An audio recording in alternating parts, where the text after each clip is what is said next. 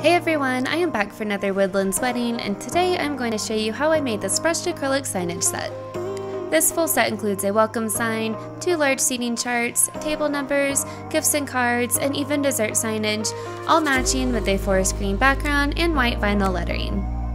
I even did a little something different with the paint this time, so make sure to stay tuned for that. This is the full design that was approved by my client, and I like having this printout on hand to help keep me on track as I work through each sign. All of the supplies and fonts that I'm using today are all linked down in the video description, along with other detailed tutorials showing how to custom design and cut large wedding signs for yourself.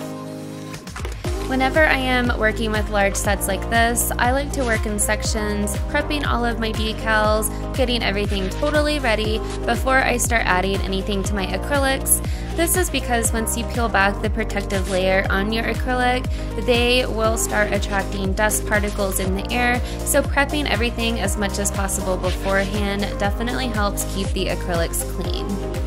So basically cutting all of my vinyl at once, sitting down, then weeding it all, adding my transfer tape, and then trimming off any excess away so the larger decals are easier to work with.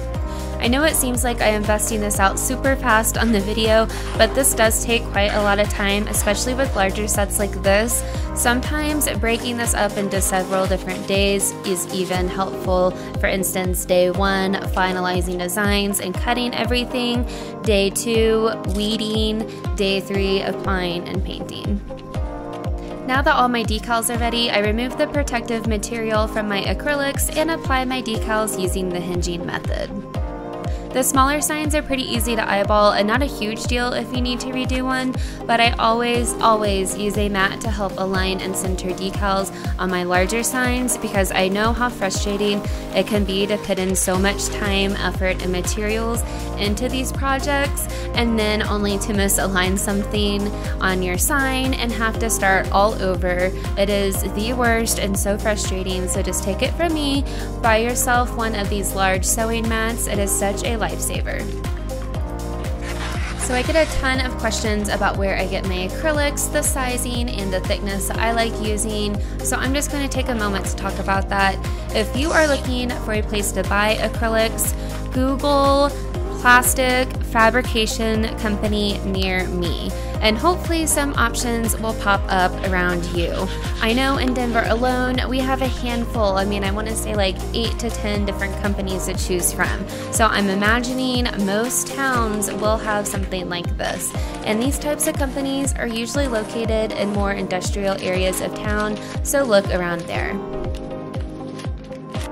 When it is time for me to put in an acrylic order, I actually have this Excel sheet that I've been developing throughout the years of standard signage sizes and thicknesses that I like using for different signs like welcome signs, seating chart, table numbers, etc. So all I do is copy and paste from that Excel sheet, add in the quantities needed, and I send an email off to place my order. We have always used just cheap acrylic paint from Michael's or Joann's, but I wanted to test how a nicer paint from Sherwin would hold up. I did have to buy a pint though, which worked well for this larger set, but keep in mind it is going to be more pricey than going through your local craft store. This pint cost me about $30. So if you are working on a larger set, or if you need to color match something perfectly, you can literally take your hex code into Sherwin-Williams and they can match that to the paint.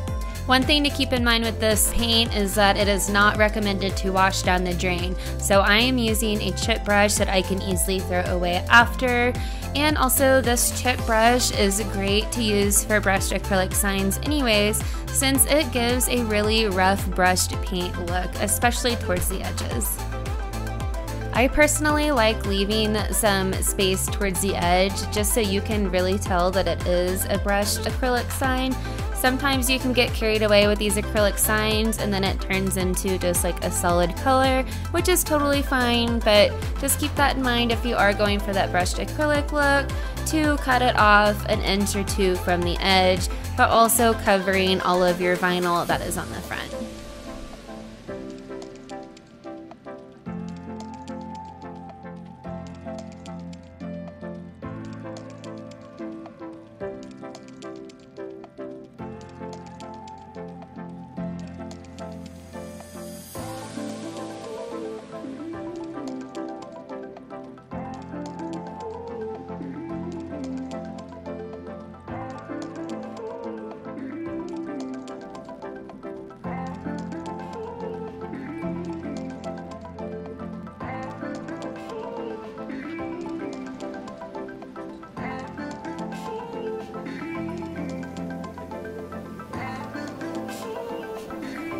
I let my first layer of paint dry overnight, then add my second using a brand new chip brush.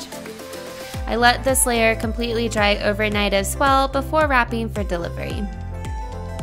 I think this brushed acrylic set would be perfect for a Christmas wedding or event. Let me know your thoughts and any questions that you have down below in the comment section.